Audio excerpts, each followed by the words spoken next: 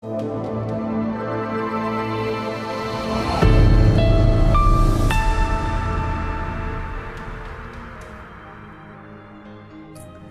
network is a major influence, but not the sole determinant of your net worth. Welcome to another exciting episode of Wealth and Wisdom Podcast with Engineer Dr. Darlington Ugota, where we share timeless principles, powerful insights about businesses, entrepreneurship, relationship, and life generally. I am your host, Engineer Dr. Darlington Ugota, and today we shall be talking about the company you keep and how it can affect your wealth creation.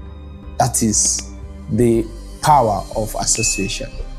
Have you ever had a saying, "Show me your friend and I will show you your future"?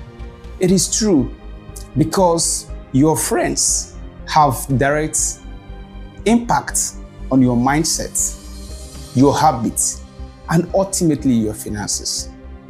You cannot soar with the eagles when you're always spending all your time around the chickens. So if you want to grow financially, physically, mentally, and otherwise, you have to be intentional about the people you allow into your circle. Your association, can affect your wealth in so many ways. One of the ways is mindset transfer. You start behaving like the people you associate with because mindset is contagious. So when you associate with people who think positively, you start thinking positively. When you associate with people who think negatively, you start thinking negatively. And that is why I would always advise, by all means, ensure that you associate with people who share positive mindsets. Your association also encourages you. If you are in the right association, they will be able to encourage you to take calculated risk. They will encourage you not to give up. And by the time you see what they are doing, you also be encouraged to do so, especially when it comes to investment, especially when it comes to savings. By the time you associate yourself with people who encourage you to do the same, it will equally increase your finances. And of course, it is also important to mention that your association exposes you to information and opportunities. It has often been said that opportunities flow through relationship. And it's something you can easily relate to because, take for instance, the Facebook. If you are a friend with anybody on Facebook, by the time they make any post, you get to see it. This is also what happens even in your circle of friends. In the relationship, you build, by the time opportunity comes or any information comes that will help you to grow, it is often shared in such association. So this is one of the ways your association can affect you. Your association can also affect your wealth through habits. It is important to note that habits are influenced. And so when you surround yourself with people who are investors, with people who are savers, with people who learn continuously, you start doing so.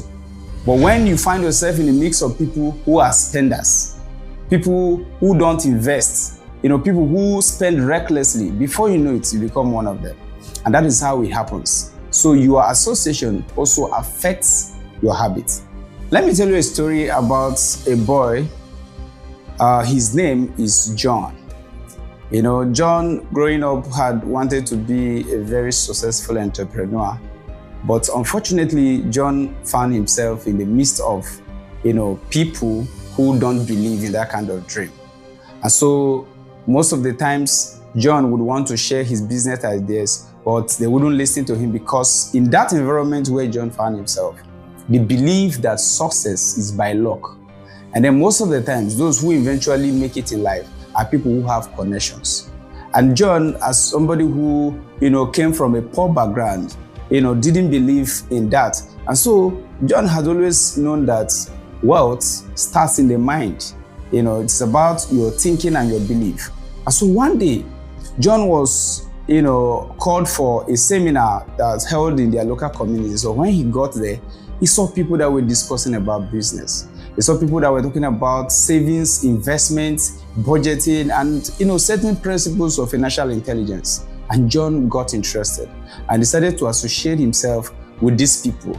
And so after that meeting, John went home, read the books that those people recommended, and tried to practice the processes he was taught, the art of discipline, the delayed gratification and all that.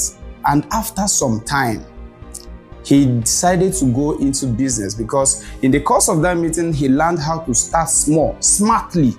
So John started an online business, and from an online business, his business flourished. And about 3 years later, John became very rich. And when he was interviewed, I asked him, John, what changed? He said, the only thing that changed was the people. I changed the people I associated myself with. And then my association changed, my mindset changed, and then my life changed. It therefore means that, you need to change a wrong association, which will in turn change your mindset, and your life will become changed.